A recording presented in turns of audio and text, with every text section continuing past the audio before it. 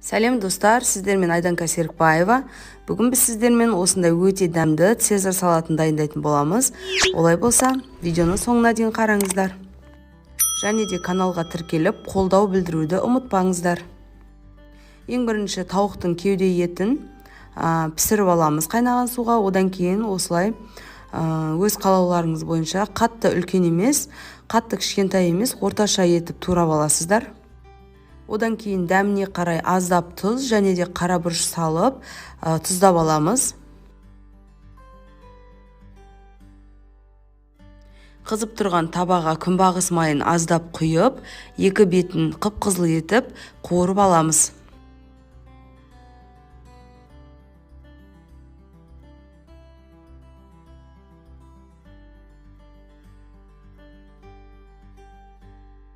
Міне әдемі қып-қызыл етіп қуырып алдық. Енді осыны ыдысымызға салып бөлек қойып қоямыз.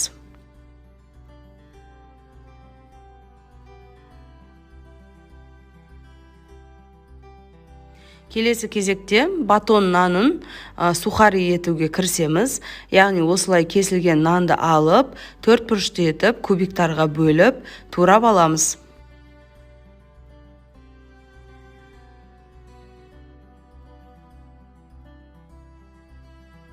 Сухариді де қызып тұрған табаға аздап күнбағыс майын құйып, соған салып қуырамыз.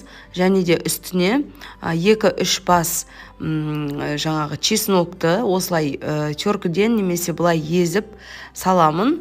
Одан кейін паприка приправасын аздап сеуіп, барлығын жақсылап араластыра отырып, қуырып аламын.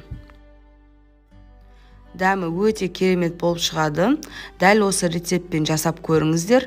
Сіздерге ұнайтынына сенімдімін.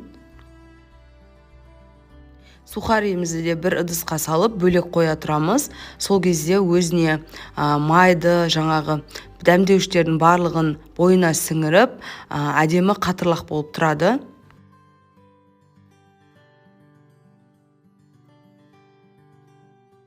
Енді пекин капустасын турауға кірісеміз. Қатты үлкен етпей, кішірек етіп тураймыз. Жеген кезде ыңғайлы болу қажет. Жұмыртқаны да алдын ала пісіріп алдым. Менде осындай бөдененің жұмыртқасы. Бұл өте әдемі көрінеді кішкентай болғандықтан. Егер бөдененің жұмыртқасы болмаса, сіздер кәдімгі жұмыртқаны пайдалансаңыздар да болады. Одан кейін черри қызанағы дәл осылай 2-3-ке бөліп турап аламыз.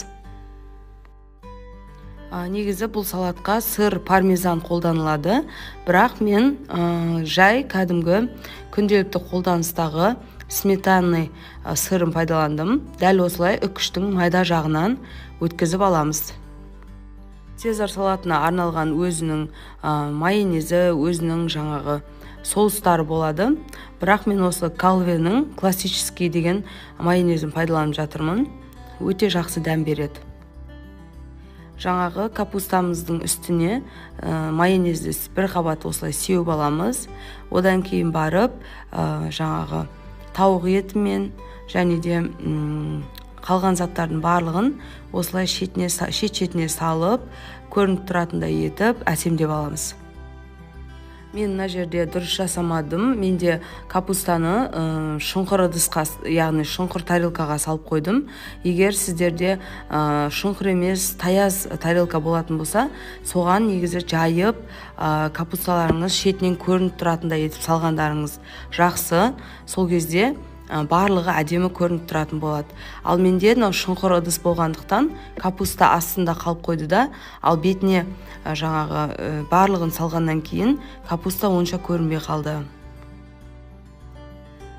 Ал ары қарай сіздерге аздап позитив болсын, осылай тез жасап тастайсыздар. Тағы да үстінен аздап майонезімізді сеуіп, сырымызды осылай тағы да сеуіп шығамыз. Өте дәмді болып шықты. Біздің отбасымызға қатты ұнады. Әсіресе менің үлкен қызыма егер жақсы көріп жейтін болса, демек өте дәмді болып шықты деген сөз. Сіздер де міндетті түрде жасап көріңіздер. Каналға тіркеліп, лайк басып, комментарий жазып, мені қолдауды ұмытпаңыздар. Рахмет.